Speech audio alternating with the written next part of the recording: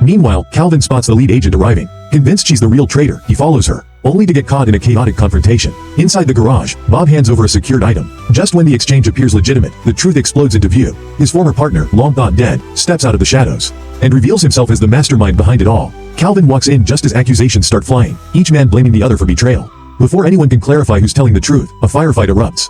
Bullets rip through the garage as Calvin dives for cover, clinging to the evidence that could settle everything.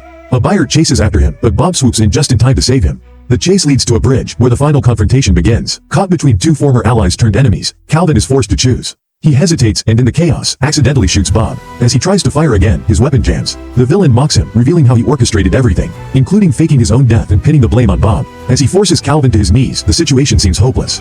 Desperate, Calvin attempts a dramatic physical move from his past, hoping to create a distraction. It backfires spectacularly, leaving him flat on the ground. But it's just enough to give Bob the opportunity to strike. With sudden force, he takes down his former partner and ends the fight for good.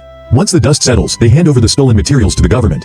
The lead agent, despite her earlier actions, thanks them for their efforts and even jokes that Calvin might have a future in espionage. Calvin doesn't know whether to laugh or cry. Later, at the high school reunion, Calvin's wife confronts him about everything that's happened. Before he can respond, Bob steps in, lightening the moment with his usual flair. Calvin finally opens up and tells her what really matters, that she's his reason for everything.